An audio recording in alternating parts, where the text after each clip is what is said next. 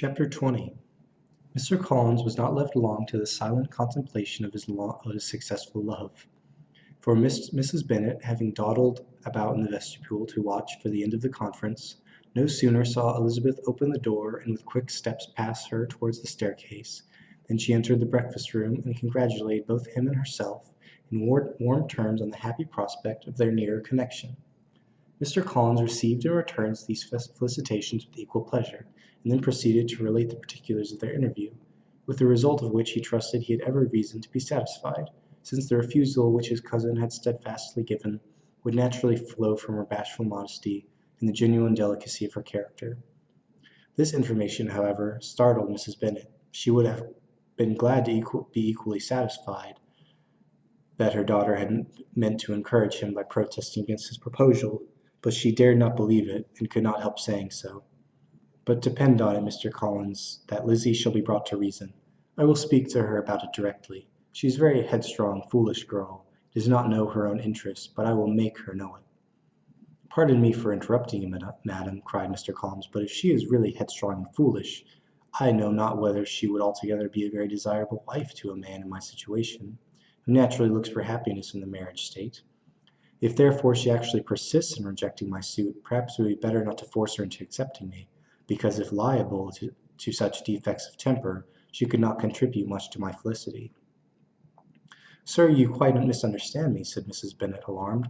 "Lizzie is only headstrong in such matters as these. In everything else she is a good-natured girl as ever lived. I will go directly to Mr. Bennet, and we shall very soon settle it with her, I am sure."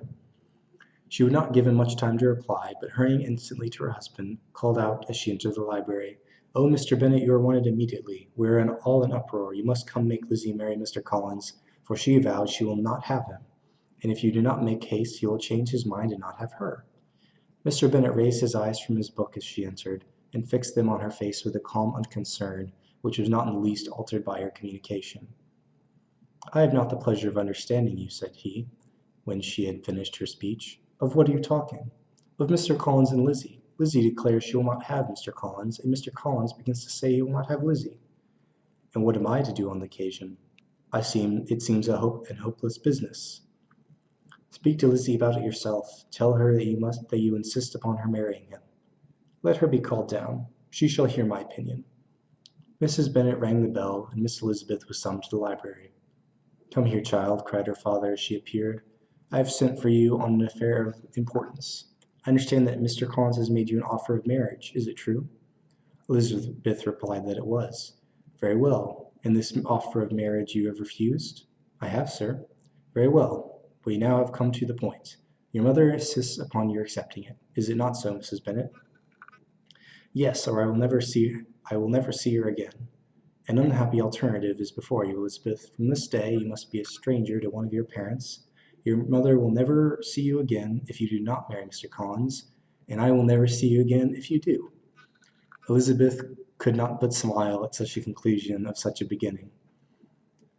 But Mrs. Bennet, who had persuaded herself that her husband regarded the affair as she wished, was excessively disappointed. "What do you mean, Mr. Bennet, in talking this way? You promised me to insist upon her marrying him." "My dear," replied her husband, "I have two small favours to request. First, that you allow me the free use of my understanding on the present occasion, and secondly, of my room. I shall be glad to have the library to myself as soon as may be." Not yet, however, in spite of her disappointment in her husband, did Mrs. Bennet give up the point. She talked to Elizabeth again and again, coaxed and threatened her by turns. She endeavoured to secure Jane in her investment, but Jane, with all possible mildness, declined interfering, and Elizabeth, sometimes with real earnestness and sometimes with playful gaiety, replied to her attacks. Though her manner varied, however, her determination never did. Mr. Collins, meanwhile, was meditating in solitude on what had passed. He thought too well of himself to comprehend on what motives his cousin might refuse him, and though his pride was hurt, he suffered in no other way. His regard for her was quite imaginary, and the possibility of her deserving her mother's reproach prevented his feeling any regret. While the family were in this confusion, Charlotte Lucas came to spend the day with them. She was met in the vestibule by Lydia, who, flying to her, cried in a half whisper, I'm glad you are come, for there is such fun here. What do you think has happened this morning? Mr. Collins has made an offer to Lizzie, and she will not have him." Charlotte hardly had time to answer, before they were joined by Kitty, who came to tell the same news. And no sooner had they entered the breakfast room, where Mrs. Bennet was alone, than she likewise began on the subject, calling on Miss Lucas for her compassion, and entreating her to persuade her friend Lizzie to comply with the wishes of all her family. "Pray do, my dear Miss Lucas," she added in a melancholy tone, "for nobody's on my side, nobody takes part with me. I am cruelly used, nobody feels for my poor nerves." Charlotte's reply was spared by the entrance of Jane and Elizabeth. "Ay, ay, there she comes," continued Mrs. Bennet, looking as unconcerned as may be, and caring no more for us than if we were at York, provided she can have her own way. "But I tell you, Miss Lizzie, if you take it into your head to go on refusing every offer of marriage in this way, you will never get a husband at all. And I am sure I do not know who is to maintain you when your father is dead. I shall not be able to keep you, and so I warn you. I have done with you from this very day. I told you in the library, you know, that I shall never speak to you again, and you will find me as good as my word. I have no pleasure in talking to undutiful children. Not that I have much pleasure indeed in talking to anybody. People who suffer as I do from nervous complaints can have no great inclination for talking. Nobody can tell what I suffer, but it is always so. Those who do not complain are never pitied."